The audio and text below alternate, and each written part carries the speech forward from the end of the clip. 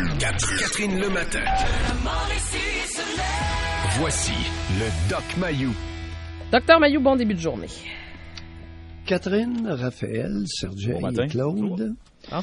Je pense que j'en remettrai pas ce matin, Catherine, parce que j'ai vécu quelque chose de très similaire à ce que tu viens de vivre. De la broue dans le toupette, là, j'en ai eu pas mal hier après-midi. Ça fait que je suis un peu tranquille ce matin. Comment ça? Ouais. Parce que... J'ai un de mes patients qui est en douleur aiguë, puis qui n'a pas de médecin de famille, et dont le dossier était fermé dans son domaine de spécialité après 2 ans. J'ai rushé j'aurais envie de sacrer. J'ai une grosse envie de sacrer. Je vais me retenir. OK. J'ai rushé solide. Ça m'a pris 3 quarts d'heure à régler ça. Mais, écoute, il y en a à faire. Je suis peut-être pas fin. J'ai peut-être beaucoup de défauts, mais je suis débrouillard en cibole. Ah, ça, je le sais. Mais, 3 quarts d'heure. Il y a du monde dans la salle d'attente, là. Je te dis que j'ai ramé. Ça fait qu'un matin, là, je comprends. La broue dans le toupette, là, tu viens de l'avoir. Ça arrive à l'occasion. Ça va être un petit 10 minutes tranquille. Oui, Catherine, je t'écoute. OK. Ben, je suis tranquille, mais en même temps, dans votre champ de spécialité, parce que il faut revenir sur le tireur de la Floride. Oui. Je lisais depuis hier, là, j'ai écouté beaucoup de reportages aussi. Bon, on essaie de décrire un peu l'individu. T'es dans mon domaine, là. Tu vas me faire plaisir. Ben, je le sais. C'est exactement, c'est pour ça, entre autres, qu'on vous a le matin. Je trouve ça intéressant. Parce que là, on parle d'un membre d'un groupuscule paramilitaire suprémaciste blanc qui souffrait de problèmes psychiatriques, fanatique des armes, qui a vécu une enfance difficile. Là, on reconnaissait, entre autres, lui a été adopté. Son père adoptif est décédé. Il était pas en thérapie, mais il subissait des traitements dans une aile psychiatrique. Il a arrêté tout ça. Docteur Mayou, on a affaire, si le descriptif est bon, à toute une bombe à retardement, ce jeune homme-là? Ben, c'est-à-dire que c'était un cas psychiatrique connu. Mm-hmm. Alors, pour ceux qui prétendent que les êtres humains ont droit à la maladie mentale, c'est un droit qui est à très haut risque. Oui. Bon, ça c'est le premier point, parce que il y a des individus qui ont soutenu ça, hein. Si on a le droit d'être malade mental sans être soigné. Non, pas tout à fait. Alors, c'était un cas psychiatrique connu. Le jeune homme. Deuxièmement, Catherine, j'attire ton attention sur le comportement qu'il a eu après le massacre. Oui. C'est très important. Comment était-il juste avant? Comment était-il pendant? Et comment était-il juste après? Écoute bien ça. On nous rapporte que tout de suite après le massacre, là, Cruz est allé s'acheter à boire dans un restaurant Subway. Oui.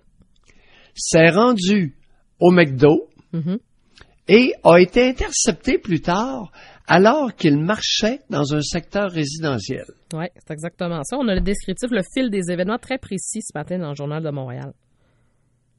Catherine? Oui. Le type vient de massacrer des enfants, puis va prendre une petite boisson, un petit breuvage dans un Subway, un petit McDo, et tranquillement déambule sur la rue.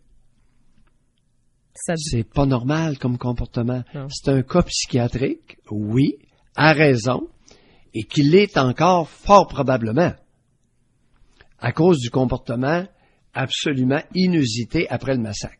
Mais donc, comme si rien n'était arrivé. Alors, c'est très psychotique comme réaction, ça. Ah oui, OK, c'est ce que je partais pour vous demander. Donc, complètement déconnecté de la réalité? Ben oui. OK, mais oui, alors, il n'y a pas un bandit. Tous les bandits qui nous écoutent ce matin vont dire carrément, écoutez-moi bien, tous les bandits, les criminels d'habitude, suite à ce que je viens de dire, ils vont tous avoir le même mot. Ben oui, mais c'est une crise de soucoupe, ça. C'est comme ça que ça s'exprime. C'est-à-dire? C'est-à-dire une soucoupe. Une soucoupe volante. OK, mais m'en parle. Mais un patient délirant, un patient délirant, OK. Oui, c'est parce que dans les prisons, ils appellent ça les soucoupes. OK. Les soucoupes volantes. Parce qu'il y en a beaucoup de psychotiques qui voient des soucoupes volantes. Tu comprends? Mais un psychotique. Et c'est... Oui? Non, en fait, un psychotique, donc, de ce qu'on décrit, là, justement, là, quelqu'un qui vient de tuer 17 personnes, s'en va au Subway, s'acheter une boisson, arrête au McDo, prend quelques moments. Est-ce qu'il est déconnecté au point de ne plus se souvenir qu'il a tué 17 personnes? Non. Il peut, OK? La moitié s'en souviennent, mais la moitié peuvent ne pas s'en souvenir. Je ne sais pas pourquoi. Cependant, lorsque c'est sous l'action d'un délire, ils sont très sereins. Par exemple, si tu entends des voix qui te disent d'aller tuer quelqu'un, tu vas tuer la personne, puis après ça, tu es très calme, tu appelles les polices, puis tu dis venez le ramasser. C'est pour ça qu'il y a autant d'assassinats. On voit ça régulièrement. Et la personne qui a fait le geste appelle la police. Puis dit, ben là, je suis à telle place, là, puis il y a quelqu'un qui est mort au côté de moi. OK. Docteur Mailloux, autre question. Parce que dans tout ce qu'on décrit là, bon, on parle d'un psychotique. Je sais que ça n'a pas de bon sens, mais écoutez, c'est ça la psychose. Ouais. C'est de faire des choses qui n'ont pas d'allure. Okay. Mais donc, la psychose, là, est-ce que ton passé, comment je vais essayer de bien le dire, là, est-ce que ton passé peut faire que tu deviens un psychotique? Est-ce que le fait d'avoir vécu une enfance... Non, ça n'a rien à voir. Non, rien à voir. OK, c'est vraiment... Rien, c'est génétique. Par contre, l'enfant adopté, ce serait-tu pas intéressant de connaître ses ascendants génétiques? Alors, on nous dit dans le journal qu'il est adopté, il n'y a pas de parents. Ouais. Hey, allô, ça prend encore 2 êtres humains pour confectionner un petit être humain.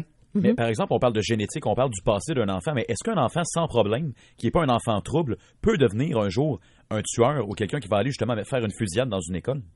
Oui. Oui. Mais comment ça se passe? Si son enfant soit bien été, ses parents l'ont bien élevé, disons-le comme ça, ben comment ça peut se passer qu'il décroche un moment donné, que les cellules, ça fonctionne pas, puis que... Voilà, le déclenchement est génétique, comme le début du diabète héréditaire. C'est génétique, c'est un signal faussé de l'organisme, des gènes, et la maladie débute. Mais en même temps, ça fait pas peur un peu, dans le sens où, tu sais, hier, vous nous avez dit que la schizophrénie débutait souvent aux alentours de 17-18 ans. Mais c'est ça. Des gens qui nous écoutent, qui disent tout d'un coup que je suis schizophrène, puis je le sais pas. Comprenez mon point?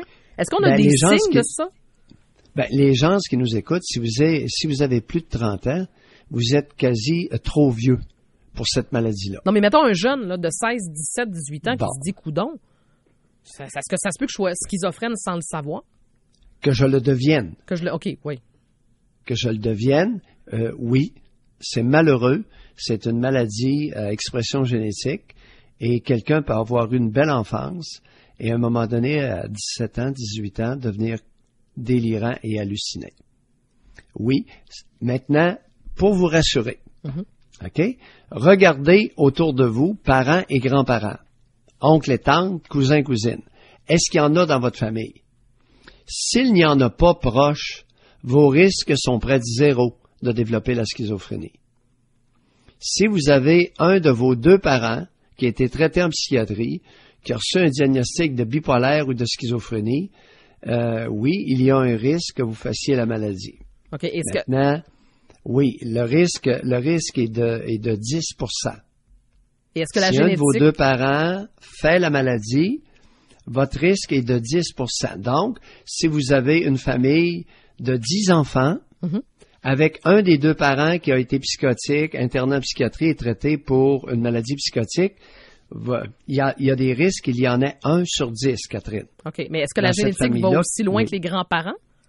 Ben oui, les gènes sont transmis. Les gènes sont transmis. Les ascendants. Okay. Maintenant, si les 2 parents, j'ai eu des familles, on a eu ça à Trois-Rivières, si les 2 parents font la schizophrénie et qu'ils ont 10 enfants, les risques sont de 4 enfants sur 10. Et on a eu une couple de familles à Trois-Rivières où les 2 parents étaient psychotiques, OK? Ouais. Quand je pratiquais à Sainte-Marie, et on a eu 6 enfants de ces 2 parents-là qui ont été traités en psychiatrie. Oh. Pour psychose. Si les parents si les parents sont psychotiques, que l'enfant a des gènes psychotiques, malgré les traitements, est-ce qu'il peut vraiment se départir de sa psychose? Non, on peut... La psychose, écoute, c'est une très bonne question, Raphaël. C'est qu'il n'y a jamais 2 cas pareils. Il y a des individus qui vont faire une psychose à 18-20 ans et qui n'en referont plus jamais de leur vie. J'ai eu une couple de cas comme ça. J'ai eu des cas qu'ils faisaient une psychose aux 7 ans. J'en ai eu d'autres que c'était aux 4 ans. Puis j'en ai eu d'autres qui n'en sont pas sortis. Mais qu'on arrivait à pas mal bien contrôler les symptômes de psychose avec les doses standards d'antipsychotiques. Et j'en ai d'autres que j'ai dû élever de beaucoup la dose d'antipsychotiques. Et c'est ça qui m'a posé au Collège des médecins. OK. Mais autre question, on vous bombarde ce matin, mais est-ce qu'un... Non, écoutez, ça me fait plaisir, c'est mon pain. Mais non, c'est mon pain quotidien. Mais est-ce qu'un psychotique est, au départ, un schizophrène? Ou pas nécessairement? Non, un psychotique, il y en a juste deux. Ça ne sera pas compliqué ce matin, les amis. Okay. C'est que dans les psychoses du jeune adulte, il y a la schizophrénie et il y a le trouble bipolaire, la maladie maniaco-dépressive. Il y a deux psychoses. Ah oui? Maintenant, depuis l'avènement de la drogue, on réfère à la psychose toxique. Bon. Mais la psychose toxique est un peu un appendice des deux autres, surtout de la schizophrénie. Si vous prenez du PCP, de la cocaïne, des amphétamines, de l'ecstasy, tous les psychostimulants, vous pouvez déclencher un épisode psychotique alors que vous n'auriez pas eu si vous n'aviez pas pris le psychostimulant, ce type de drogue-là. Vous étiez porteur d'une maladie, elle aurait été silencieuse. Vous auriez été un porteur silencieux. Puis vous auriez jamais fait la maladie, n'eût été de la drogue. Pour ce qui est du cannabis, c'est très partagé actuellement. On ne le sait pas encore. Certains prétendent que oui, vous pouvez déclencher un épisode psychotique avec du cannabis, d'autres disent non. C'est plutôt la psychose qui commence, puis les psychotiques se mettent à poter. Okay. Alors, c'est très partagé. OK. Mais donc, de ce que je comprends, Dr Mailloux, si quelqu'un de schizophrène qui mélange la drogue avec ça, on s'entend que ça fait pas un bon cocktail. Là. Bon, si la maladie est déclenchée, c'est sûr que ça va augmenter les symptômes. Okay. Ils deviennent extrêmement malades. OK, parfait. Extrêmement symptomatiques, beaucoup plus délirants, hallucinés et totalement imprévisibles. Alors, qui dit imprévisibilité dit dangerosité. Oui, évidemment. N'est-ce pas? Ouais.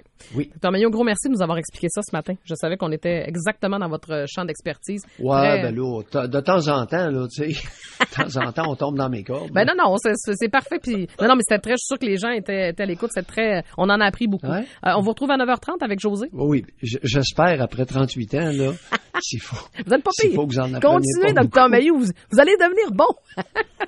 7h27. Je vous agace, évidemment. On vous retrouve à 9h30. C'est sûr. À tantôt. Dr Pierre Mailloux, que vous retrouvez avec José à 9h30. Ouais, c'est tout un psychiatre. On s'obstinera pas là-dessus.